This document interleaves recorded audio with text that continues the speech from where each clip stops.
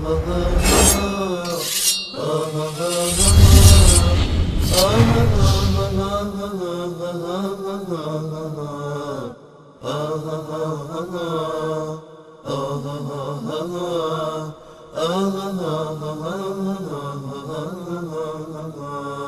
سلام علیکم، بفرمایید. السلام علیکم و رحمت الله. علیکم السلام و رحمت الله و برکاته. خسته نباشید بسته گلم. بفرمایید آقای رضایی. آقا رسول میبخشید. سلامتون سلام آخوندی بود آقا. خسته نباشید آقا. سلامت این بحث شما را به انحراف کشوندن این ملایین. این در مورد شکنجه بود، در مورد چی بود آقا؟ خسته نباشین همدوام، خسته نباشین، دلمون هم براتون تنگ شده بود. خدمتتون عرض کنم جناب انصاری بزرگوار، تقریبا 15-16 سال پیش من از محل کسبم یا آقای اومد جلو، یا آقایم پشت سرش وایساده بود که رنگش داده بود مثل گچ سفید. درست. اومد به من اسم فامیلی منو اشتباهی گفت و من گفتم نه اون نیست، اینه فامیلی من. گفت میشه یه دقیقه تشریف بیارین؟ گفتم میشه به خونمون بگم؟ گفت نه زود برمیگردید. ما رو بردن آقای انصاری. درست. بردن. یزید به جای ما نباشه، نمرود به جای ما نباشه. آقای انصاری 11 روز صبح می آوردن، آویزون میکردن، یه میله میکردن، دستبند میزدن، یه میله میکردن لا پامو، آویزون میذاشتن سر میلا رو میزا با کابل و تسم پروانه موتور میزدن. آقای انصاری خدا شاهده اونجا بود که بعد 5-6 روز دیگه تقریبا من کفر گفتم، گریه کردم و کفر گفتم. خدایا تو هستی دارن اینا اینجوری میکنن مامان؟ یعنی تو هستی؟ یعنی تو میبینی اینا دارن این کار میکنن؟ اصلا یه اتهامایی که من اصلا توش نبودم آقای انصاری. در همون جا هم دیدم بندگان خدایی رو که سنگین بند بودن، این بیچاره ها رو آویزون میکردن، میگفتن کردیم، میوردن پایین، میگفتن بگو چیکار کردیم؟ میگفت آخر نکردم، هرچی میگه بنویس تا من امضا کنم. این برادر کرد ما رو کشتن آقا انصاری. من یکی از اونا لهم کردن تو 11 کیلو من وزن کم کردم. نمونه زندهش محمد آقای خاتمی، آخوندم هست، سیدم هست. دیدین جنون داشت صحبت میکرد، اعتراف میکرد.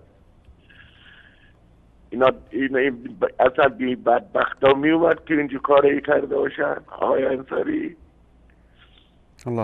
خدا شاهد آقای انصاری کشتن منه که به خدا پناه بردم. منشم توبه کردم از کفریاتم، اما خدا رو بون خدا قسم، همونی که شکنجه میداد، همون قاضی، همشون تصادف کردن ترکیدن. یعنی هم خبر میمد فلانی ترکیده داشت میرفت شهرستان، فلانی ترکیده. اینا خدا نمیترسن؟ من نمیفهمم. اینا حتما ایمان ندارن دیگه. والله اگه یک سر سوزن خدا رو در نظر بگیری این کارا رو نمیکنی. بله برنامه شما رو منحرف کردن برادر گرم. الله مطالبستون کنه. الله مطالبستون میخوام مقدر شدید. خدا شاده این واقعیت رو گفتم آقای انصاری، این واقعیت. من این عیزا رو که نشون میدادن یاد خودم میافتادم که چجوری میزدن که انگار پدرشونو کشته. آخر بیرم نامرو براقا به چه جرمی؟ با توجه به این که تو قانونی که نوشته بودن تو مجلس حتی تو گوشی زدن ممنوعه. اینا خدا هدایتشون کنه. اگر هم میشه کار کرد دوست داره باشون میکنه. الله مطالبستون. الله مطالبستون. مایت باشین. خدا حافظ. خدا نگهدار. بله متاسفانه با پیرمردهایی مثل ایشون به خاطر اینکه راه توحید و یکتاپرستی رو انتخاب کردن اینطوری برخورد میکنن. بیننده گرامی، این راهی که شما انتخاب کردید راه رسول الله صلی الله علیه و آله و سلم و صحابه و اهل بیت است. راهی است که این شکنجه ها و این رنج ها و این مشکلات رو داره. این الله سبحانه و تعالی ایمان شما رو، صبر شما رو داره امتحان میکنه. کسایی که به خاطر دنیا، به خاطر منصب، به خاطر قدرت دینی رو، عقیده‌ای رو، ایدئولوژی رو انتخاب میکنن، با کوچکترین مشکلاتی ترکش میکنن. اما کسانی که به خاطر خدا راهی رو انتخاب بکنن، در این راه اگر کشتن بشن ابایی ندارن. این فرموده رسول الله صلی الله علیه و سلم رو به یاد داشته باشید که راه بهشت با سختی ها همراه است، با مشکلات، و راه جهنم با شهوات و لذت ها.